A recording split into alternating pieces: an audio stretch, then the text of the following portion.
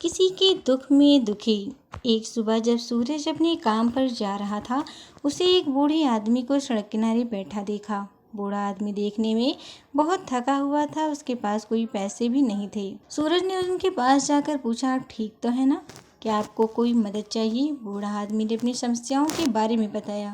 उसके बेटे उसको बहुत तंग करते हैं और उसकी बीवी भी मर चुकी थी। वो अकेला रहता था और अपने खाने पीने के लिए भी पैसे नहीं था। सूरज को उसकी हालत देखकर बहुत दुख हुआ। उसने अपने घर ले जाने की सोच बनाया। बूढ़ा आदमी थोड़ा डर गया, लेकिन सूरज ने उस आदमी को समझाया और घर ले गया। घर में सूरज की पत्नी सुनीता और उनकी बेटी कोमल थे। सूरज ने अपने बेटे को भी बुलाया। सभी ने बूढ़े आदमी का स्वागत किया, उसके साथ खाना खाया। सूरज ने कुछ कपड़े भी दिए क्योंकि वो थोड़ा सा सुकून के साथ रह सके। बूढ़ा आदमी बहुत खुश था, उसे कभी ऐसी मदद नहीं मांगी थी और आज उसे इतना प्यार मिला। उसके लिए वो सूरज और उनके परिवार से बहुत बहुत आभारी था। सूरज ने बूढ़े आदमी को अपने साथ बाजार भी ले गया और कुछ जरूरी सामान भी खरीदा। बूढ़ा आदमी बहुत खुश था और कह रहा था, सूरज जी, आपने मुझे बहुत खुशियाँ दी हैं, मैं आपका ऋणी रहूँगा। इस इंसिडेंट से सूरज ने अपनी सोच में बदलाव लाया। उसकी अपनी ज़िंदगी में नई रोशनी देखी। वो अब दूसरों की मदद करना चाहता था। उसे अपनी पत्नी सुनीता से भी इस बारे में बात की। सुनीता भी इस बात से सहमत थी और दोनों ने मिलकर फैसला किया कि वो अपने आसपास के लोगों की मदद करना शुरू करेंगे।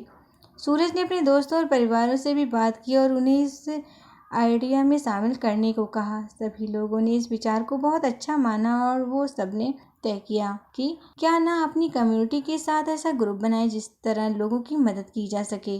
सूरज और उनके परिवार के सदस्यों ने अपने पड़ोस में जाकर लोगों से बात की और उनकी समस्याओं के बारे में पूछा। उन्होंने देखा कि काफ़ी लोगों की आर्थिक स्थिति बहुत ही खराब थी और वो अपनी बुनियादी ज़रूरतें जैसे कि खाना, पानी, शेल्टर से भी दुखी थे। इसको देखकर सूरज और उनके ग्रुप के सदस्यों ने तय किया कि लोगों को मदद करने के लिए एक एनजीओ बनाया जाए।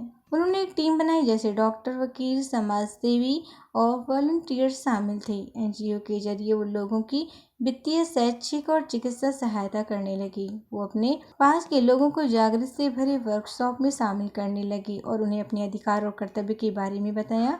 सूरज और उनके ग्रुप ने काफ़ी जगह पर फ्री खाना और कपड़े बांटने का भी काम शुरू किया। सूरज और उनके ग्रुप के ये एक्शन कुछ समय में पूरी कम्युनिटी में मशहूर हो गए। लोगों ने उनके काम में बहुत प्यार और सम्मान जताया और उन्हें कम्युनिटी हीरोज भी बुलाने लगे।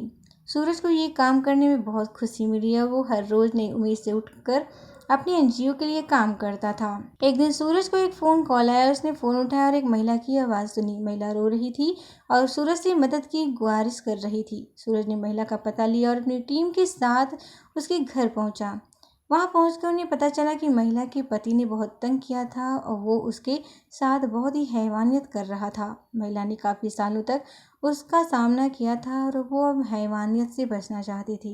सूरज और उसकी टीम ने महिला को अच्छा सा लीगल सपोर्ट दिया और महिला ने अपने पति से कानूनी तौर पर अलग हो जाने के लिए केस फाइल किया और कोर्ट ने उसके पक्ष में फैसला दिया। महिला ने अपनी ज़िंदगी में एक नई शुरुआत की और सूरज को उसकी टीम ने इससे मदद की। सूरज और उनकी टीम ने अपनी कम्युनिटी में भी काफ़ी लोगों की मदद की। वो लोगों के जीवन में नई रोशनी भरने लगी और उन्हें उम्मीद दी। सूरज ने अपनी ज़िंदगी में बहुत सारे चैलेंज का सूरज और उनकी टीम ने अपनी कम्युनिटी में और भी लोगों की मदद की। वो लोगों के जीवन में नई रोशनी भरने लगे और उन्हें उम्मीद दी। सूरज ने अपनी ज़िंदगी में बहुत सारे चैलेंज का सामना किया था, लेकिन वो अपनी समस्याओं को दूर करने के बाद दूसरों की मदद करना शुरू कर दिया।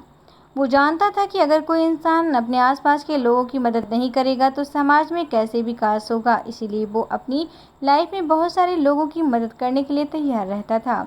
एक दिन सूरज को एक और फ़ोन कॉल आया। उसने फ़ोन उठाया और एक बच्चे की आवाज़ सुनी। बच्चा रो रहा था और सूरज से मदद की गुहारिश कर रहा था। सूरज ने बच्चे का पता लिया और अपनी टीम के साथ उसके घर पर पहुंचा। घर पहुंचने के बाद पता चला कि बच्चे की मां ने छोड़कर चली गई है और बच्चा अपने पिताजी के साथ रह रहा है। पिताजी की आर्थिक स्थिति बहुत खराब थी और वो अपने बच्चों का अच्छे से ख्याल नहीं रख पा रहा था।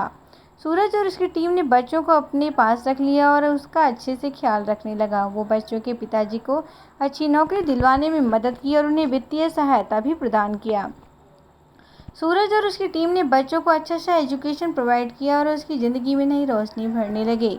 बच्चों के पिताजी को अच्छी नौकरी मिलने के बाद वो अपनी ज़िंदगी में बहुत सारी सकारात्मक बदलाव लाने लगे।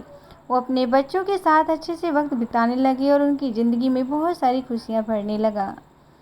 बच्चा भी अपनी ज़िंदगी में बहुत सारी चीज़ें सीखने लगा और वो एक बहुत अच्छा इंसान बना। सूरज और उसकी टीम ने अपने काम से पूरी कम्युनिटी में बहुत सारा प्यार और सम्मान पाया। वो लोगों की ज़िंदगी में नई रोशनी भरने लगे। अगर कोई इंसान अपने आसपास के लोगों की मदद नहीं करेगा तो समाज में कैसे विकास होगा। इसीलिए वो अपनी लाइफ में बहुत सारे लोगों की मदद करने के लिए तैयार रहता था।